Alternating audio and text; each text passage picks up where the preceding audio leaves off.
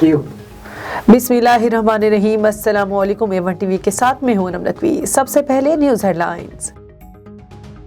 खैबर पख्तूनख्वा के 17 अजला में बल्दियाती इंतखाबात के लिए पोलिंग जारी। पोलिंग शाम 5 बजे तक बगैर वक्फे के जारी रहेगी।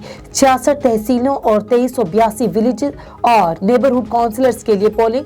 37,752 उम्मीदवार बल्दियाती इंतखाबात में हिस्सा ले रहे हैं। अमन व अमान की सूरत हाल। बन्नू की तहसील बकाखेल में बल्दियाती इंतखाबात मुलतवी कर दिए गए। इलेक्शन कमीशन का कहना है रिपोर्ट्स की रोशनी में बकाखेल में बल्दियाती इंतखाबात मुलतवी कर दिए गए। चीफ इलेक्शन कमीशन ने 3 रुकनी तहकीकाती कमेटी तश्कील दे दी।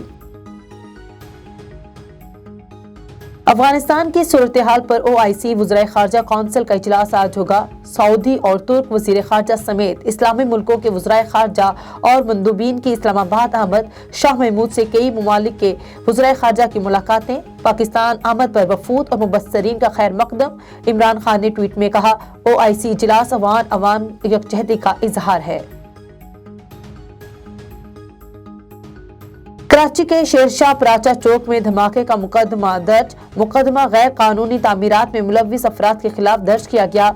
धमाके में 17 अफराद जाँ बहक, 16 जख्मी। कई की हालत तशवीशनाक। MNA आलमगीर खान के वालिद की मैयत घर पहुंचा दी गई। कोयटा के कंधारी बाजार में धमाका। एक शख्स जाँ बहक, 10 अफराद जख्मी हो गए। जख्मियों में खवातीन और बच्चे भी शामिल। धमाके से गाड़ियों को नुकसान पहुंचा। DIG फदा हसन कहते हैं इब्तदाई तहकीकात के मुताबिक धमाका खेज मवाद मोटरसाइकिल में नस्ब था। 4 से 5 किलोग्राम धमाका खेज मवाद इस्तेमाल किया गया। हेडलाइन से फिल वक्त इतना ही। मजीद खबरों से बाखबर रहने के लिए देखते रहिए A1 TV। A1 TV, सब पे नजर, अंदर की खबर।